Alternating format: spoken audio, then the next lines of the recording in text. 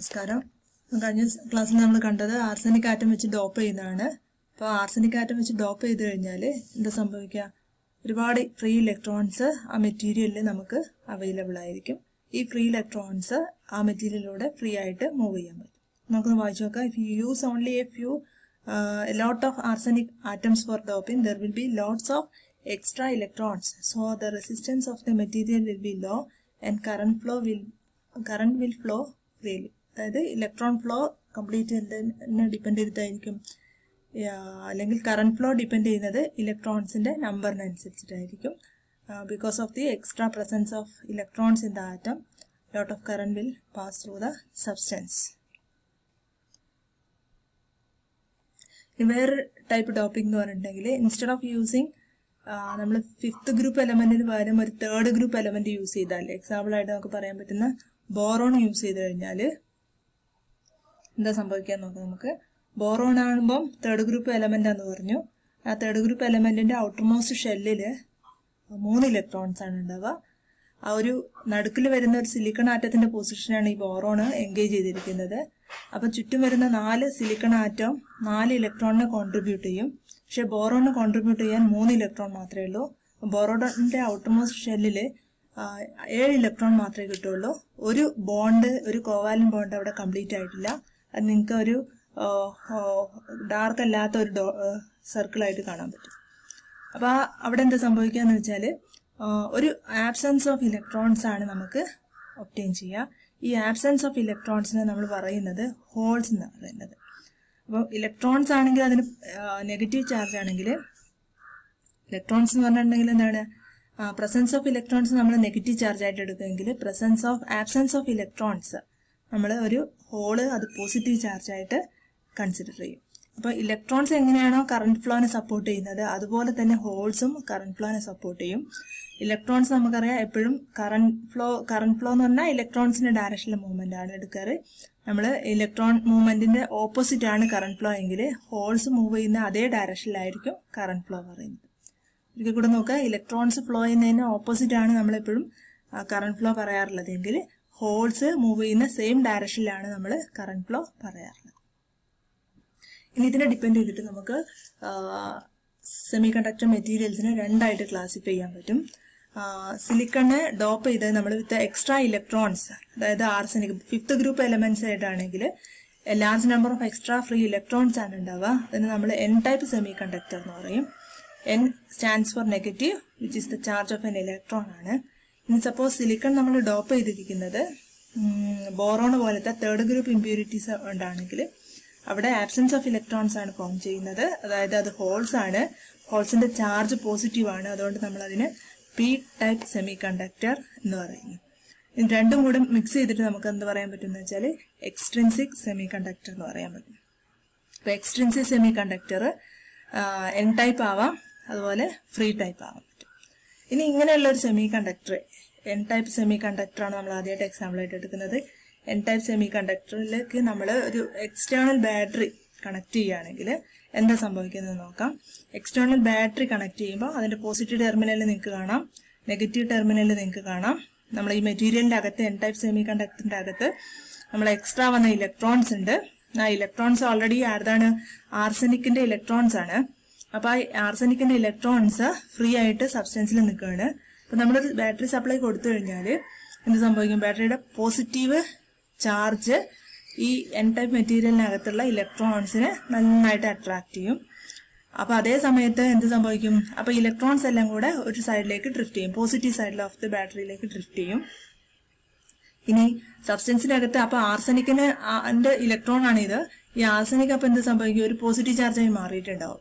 ഈ arsenic nucleus ഒരു positive ion ആയ ആർസനിക്കിന് ഈ ബാറ്ററിയുടെ നെഗറ്റീവ് ടെർമിനലും അട്രാക്ട് ചെയ്യും. നമുക്കൊന്ന് വായിച്ചു നോക്കാം. The DC voltage source has A positive terminal that attracts the free electrons in the semi conductor and pulls dum away from their atoms, leaving the atoms charged positively. Electrons from the negative terminal of the supply enter the semiconductor material and are attracted by the positive charge of the atom, missing one of their electrons. അപ്പോൾ ഒരു charge drifting ആണ് അവിടെ നടക്കുക. ഒരു external battery supply ചെയ്ത് കഴിഞ്ഞാൽ ഈ positive ചാർജും നെഗറ്റീവ് ചാർജും കൂടെ സബ്സ്റ്റൻസിനകത്ത് ഒരു സെപ്പറേഷൻ നടക്കും. ഇനി നമുക്ക് ഇതുപോലെ പി ടൈപ്പ് സെമി കണ്ടക്ടറിൽ എന്താ സംഭവിക്കാൻ നോക്കുക. ഇതേപോലെ നമ്മൾ നോക്കിക്കഴിഞ്ഞാൽ നമ്മൾ ബോറോൺ ആണ് നമ്മൾ ആറ്റം. ബോറോണിന്റെ ഓൾറെഡി 3 ഇലക്ട്രോൺസ് വേണ്ടടുത്ത് ഒരു ഇലക്ട്രോൺ മിസ്സിംഗ് ആയതുകൊണ്ട് എന്ത് സംഭവിച്ചു, ഒരു പോസിറ്റീവ് ചാർജ് അവിടെ നിൽക്കുന്നുണ്ട്. ആക്ച്വലി ആ പോസിറ്റീവ് ചാർജും കൂടെ വന്നു കഴിഞ്ഞാലാണ്, പോസിറ്റീവ് ചാർജ് എന്ന് പറഞ്ഞിട്ടുണ്ടെങ്കിൽ എന്താണ്, ആബ്സെൻസ് ഓഫ് ഇലക്ട്രോൺസ് ആണ്. അപ്പൊ ഇവിടെ കുറെ പോസിറ്റീവ് ചാർജസ് ഹോൾസ് സബ്സ്റ്റൻസിൽ ഉണ്ടാവുകയാണ്. ഈ എക്സ്ട്രിൻസിക് പി ടൈപ്പ് സെമി കണ്ടക്ടറിൽ ഒരുപാട് ഹോൾസ് ഉണ്ട്. ഈ ഹോൾസ് നമ്മൾ ബാറ്ററി ഇതുപോലെ കണക്ട് ചെയ്തു, പോസിറ്റീവ് നെഗറ്റീവ് കണക്ട് ചെയ്തു. അപ്പൊ ഹോൾസ് നിങ്ങൾക്കറിയാം പോസിറ്റീവ് ചാർജ് ആണ്, അത് അട്രാക്ട് ചെയ്യുക ബാറ്ററിയുടെ നെഗറ്റീവ് ടെർമിനലിലേക്ക് അട്രാക്ട് ചെയ്യും. അതേസമയം ഇത് ഹോൾസിന്റെ ആബ്സെൻസ് എന്ന് പറഞ്ഞിട്ടുണ്ടെങ്കിൽ എന്താണ്, അത് ആക്ച്വലി ബോറോണിന്റെ ആബ്സെൻസ് ആണ് കാണിക്കുന്നത്. ബോറോണിൽ എന്ത് സംഭവിക്കും, ബോറോണിന്റെ ചാർജ് അപ്പം നെഗറ്റീവായിട്ട് മാറിയിട്ടുണ്ടാവും. അപ്പൊ ബോറോണ് നെഗറ്റീവ് ചാർജുള്ള ബോറോണ് ബാറ്ററിയുടെ പോസിറ്റീവ് ടെർമിനലിലേക്ക് അട്രാക്ട് ചെയ്യും. ഹോൾസ് ബാറ്ററിയുടെ നെഗറ്റീവ് ടെർമിനലിലേക്ക് അട്രാക്ട് ചെയ്ത് ഇവിടെയും സംഭവിക്കുന്നത് എന്താണെന്ന് വെച്ചാൽ ഒരു ചാർജിന്റെ സെപ്പറേഷൻ നടക്കും. That is, electrons from the negative supply terminal are attracted to the positive holes and fill them.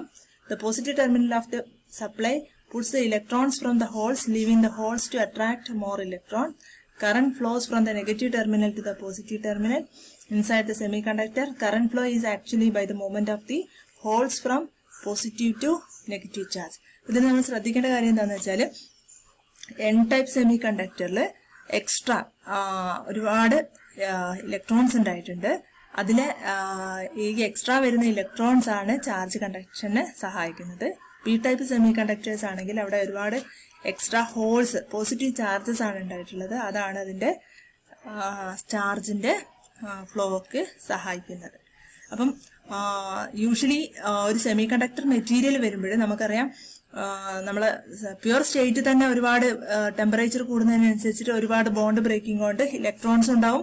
Electrons create ചെയ്യുന്നതോടുകൂടി അതിന്റെ അത്ര തന്നെ എന്തുണ്ടായിരിക്കും, ഹോൾസും ഉണ്ടായിരിക്കും. അപ്പൊ ഇൻട്രിൻസിക് സെമി കണ്ടക്ടറിൽ നമ്പർ ഓഫ് ഹോൾസും നമ്പർ ഓഫ് ഇലക്ട്രോൺസും ഈക്വൽ ആയിരിക്കും. നമ്മൾ ഇമ്പ്യൂരിറ്റീസ് ആഡ് ചെയ്യുമ്പം എൻ ടൈപ്പ് ഇമ്പ്യൂരിറ്റീസ് ആണ് ആഡ് ചെയ്യുന്നതെങ്കിൽ നമ്പർ ഓഫ് ഇലക്ട്രോൺസ് കൂടും. അപ്പൊ നമ്മൾ അതിന് ഇലക്ട്രോൺസ് നമ്മൾ അവിടെ മെജോറിറ്റി കാരിയേഴ്സ് എന്ന് പറയും. പി ടൈപ്പിലാണെങ്കിൽ അവിടെ ഹോൾസ് ആണ് എക്സ്ട്രാ ഉണ്ടാവുന്നത്. അപ്പൊ ആ കേസിൽ എന്തുണ്ടായിരിക്കും, അവിടെ മെജോറിറ്റി കാരിയേഴ്സ് ഹോൾസ് ആയിരിക്കും. 2 ടൈപ്പ് സെമി കണ്ടക്ടേഴ്സ് ആണെങ്കിൽ അവിടെ ഇലക്ട്രോൺസും ഉണ്ട് ഹോൾസും ഉണ്ട്.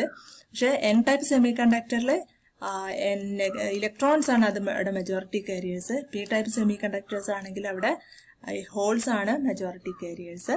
അപ്പം സാധാരണ നമ്മളെ കണ്ടക്ടേഴ്സും സെമി കണ്ടക്ടേഴ്സും തമ്മിലുള്ള ഡിഫറൻസ് എന്ന് പറഞ്ഞിട്ടുണ്ടെങ്കിൽ കണ്ടക്ടേഴ്സിൽ ഇലക്ട്രോൺസ് മാത്രമാണ് ചാർജ് കണ്ടക്ഷനെ ഹെൽപ്പ് ചെയ്യുന്നതെങ്കിൽ നമ്മളെ സെമി കണ്ടക്ടേഴ്സ് എക്സ്ട്രിൻസിക് സെമി കണ്ടക്ടേഴ്സിൽ അറ്റ് എ ടൈം ഹോൾസും ഇലക്ട്രോൺസും എന്തിൽ സഹായിക്കും, നമ്മളെ കണ്ടക്ടിവിറ്റിനെ സഹായിക്കും.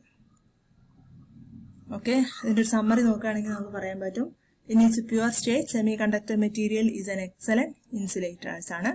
The commonly used semiconductor material is silicon. Semiconductor materials can be doped with other atoms to add or subtract electrons.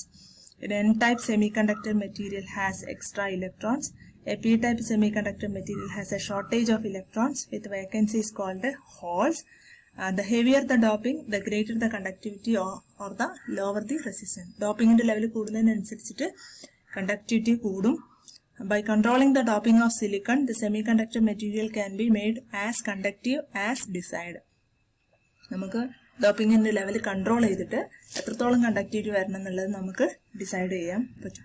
ഇത്രയാണ് നമുക്ക് ഇതിന്റെ ആസ് എൻ ഇൻട്രൊഡക്ഷൻ നമുക്ക് സെമികണ്ടക്ടർ മെറ്റീരിയൽസിന്റെ പ്രോപ്പർട്ടീസ് ആയിട്ട് പറയാൻ പറ്റും. ഒരു എക്സ്ട്രിൻസിക് ഡോപ്ഡ് സെമികണ്ടക്ടർ മെറ്റീരിയൽസിന്റെ പ്രോപ്പർട്ടീസ് ആയിട്ട് പറയാൻ പറ്റും. ഓക്കെ.